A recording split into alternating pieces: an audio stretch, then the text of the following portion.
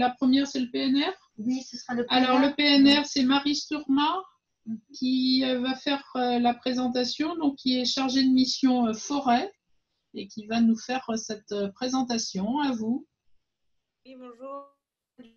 Mission agriculture forêt au parc naturel régional Ouest Pays de France. Pour ceux qui ne le savent pas, le parc a été créé en 2004 avec une première charte qui intégrait déjà toutes les questions agricoles au niveau du territoire. On a été renouvelé en 2021 sur 70 communes, qui comprend des communes de l'Oise et du Val d'Oise. Et depuis son début, en fait, nous travaillons sur les sujets d'agriculture et aussi sur tout ce qui est alimentation locale et développement des circuits courts. En 2011, on a commencé par une première action où on voulait soutenir les producteurs qui étaient en vente directe, donc c'est-à-dire avec un minimum de vente directe à la ferme ou sur le marché, avec la mise en place de la marque producteur Ouest Pays de France, qui justement mettait en valeur tout leur travail justement de vente directe. Donc, c'était une adhésion basique à un réseau. C'est un réseau qui est gratuit pour les producteurs et le parc s'engageait à mettre en place des outils de communication et de les soutenir dans leur commercialisation de leurs produits. Donc, outils de communication, on entend des enseignes, une plaquette de référencement, une carte interactive sur Internet, mais aussi des sacs, des décorations pour les stands de marché, notamment avec des bâches, des ardoises pic-prix ou des étiquettes, etc., etc. Et puis, les actions ont grandi et c'est vrai qu'on s'est aperçu qu'il y avait quand même beaucoup d'attentes sur le territoire par rapport aux circuits courts et à l'alimentation locale. Et donc, en 2018, il y a un diagnostic qui a été réalisé sur, principalement, c'est un diagnostic agricole territorial, justement pour identifier la production du territoire et les circuits de commercialisation. Donc, on a remarqué qu'il y avait quand même beaucoup de produits qui étaient exportés, et beaucoup qui étaient aussi importés, notamment la viande, puisque nous sommes un territoire quand même assez pauvre en élevage, parce que l'élevage qui prédomine sur notre territoire est l'activité équestre. Donc, effectivement, on a très peu d'élevage, on va dire, alimentaire sur notre territoire. Et puis, de l'autre côté, on a complété aussi avec une étude des consommateurs, où voilà, c'était sur l'ensemble du territoire. On est allé à la rencontre des consommateurs, justement pour identifier les besoins, les attentes et leurs habitudes de consommation. Voilà, ces deux diagnostics-là ont permis par la suite de mettre une concertation territoriale en place avec des acteurs tels que Terre de Liens, anciennement Copasol aussi, Abiosol, parce que nous on est sur l'Île-de-France et Hauts-de-France, donc on a les doublons, mais aussi les chambres d'agriculture, les producteurs, les élus. Nous avons aussi des banques de financement qui étaient présents. Et cette concertation territoriale, en fait, a mené, voilà, a abouti à définir des attentes et des objectifs du territoire et quel levier d'action le parc pouvait enclencher, justement pour répondre aux besoins du territoire et sur tout ce qui est question circuit court, alimentation locale. Et pour cela, cette concertation a abouti en fait à un plan d'action qu'on appelle projet alimentaire territorial, qui est non labellisé actuellement, avec 8 fiches actions. Donc 8 fiches actions thématiques, dont la première est quand même une des plus essentielles, c'est sur l'accessibilité au foncier, pour pouvoir justement permettre la diversification des exploitations et l'installation de nouveaux porteurs de projets. Voilà. Après, on a toute une liste d'actions qui s'en découlent, avec qui on travaille en partenariat avec les acteurs locaux, parce que le parc est une petite équipe avec qui on travaille en transversalité avec les collègues, mais je suis la seule chargée de mission agriculture au parc, et il semblait important de travailler, et même essentiel de travailler avec les acteurs locaux, que ce soit la Chambre d'agriculture, Terre de Liens, Initiative Paysanne, les producteurs locaux et toute autre en fait, structure qui puisse accompagner sur le développement des circuits courts.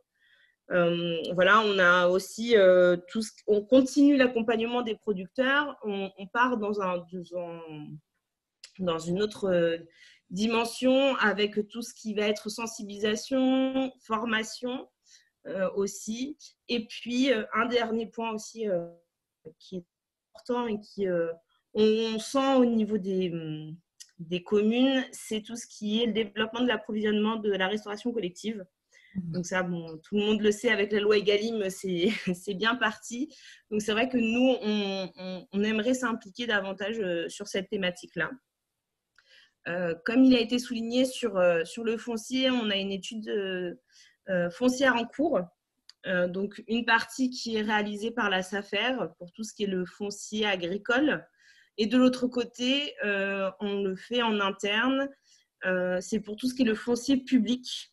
Donc, aller à la rencontre des mairies pour aussi identifier tout le foncier public qui aurait un potentiel pour l'installation de porteurs de projets agricoles. Et surtout, c'est savoir les dynamiques et les attentes des communes par rapport à de tels projets. Parce qu'on sait que c'est aussi un levier d'action assez important pour l'installation de porteurs de projets. Voilà. Donc, les résultats, ça sera pour la rentrée 2021, normalement. Ah, ben, très bien. Nous le présenter de façon plus précise. Oui, bien sûr. Il n'y a pas de souci. Pour soutenir toutes ces actions en fait, sur tout ce qui est circuit court et alimentation locale, il y a quand même une partie aussi qui est indispensable, c'est la communication et la sensibilisation du grand public. Parce que voilà, nous, on sait que sur notre territoire, de par l'étude de consommateurs, on sait qu'il y a une forte demande pour les circuits, enfin pour les produits locaux. L'offre n'est pas forcément présente sur certains, en tout cas, secteurs de produits, notamment l'élevage. Mais l'offre, en fait, les consommateurs ne connaissent pas forcément l'existence de producteurs locaux. Donc, nous, en 2019, on a mis en place un premier événement sur l'alimentation territoriale qui s'appelait Goûtons notre territoire, qui regroupait les producteurs de la marque. Donc, on avait une dizaine de producteurs et des animations autour de l'alimentation locale. Sur une journée, on a eu plus de 1500 visiteurs où les producteurs étaient ravis. Ils ont aussi eu des nouveaux clients. Et puis, c'est surtout le message qui était délivré qui était en cohérence totale avec les actions menées depuis quasiment 10 ans. Et pour cette année, donc, si vous ne savez pas quoi faire le week-end prochain, on a réitéré l'expérience, mais cette fois-ci en partenariat avec le château de Chantilly, qui va s'intituler La fête du terroir, qui va associer les producteurs locaux, mais aussi les artisans locaux. Donc, c'est vraiment à multi-direction, c'est-à-dire aussi bien l'alimentation locale que le développement économique, mais aussi le côté touristique de tout ça.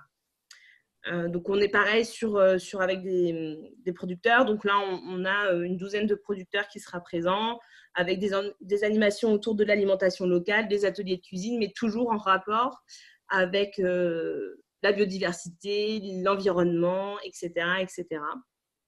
Et vous avez invité Vatel. Pardon ? Et vous avez invité Vatel. Alors, les invitations, c'est pas moi qui les gère. En tout cas, pour les personnalités, c'est pas moi qui les gère. Très bien. Mais sans doute. Sans doute. Voilà, donc après... Il faudrait vous approcher de la conclusion de votre présentation. Oui, j'arrive. Ne vous en faites pas. Voilà, après, on a un programme d'arbres fruitiers et vergers parce qu'on est sur un bassin anciennement arboricole et on a des variétés anciennes et locales qui étaient sur notre territoire et il semblait important de les préserver. Donc, on a tout un programme d'aide financière pour l'accompagnement de projets voilà, sur ces côtés-là.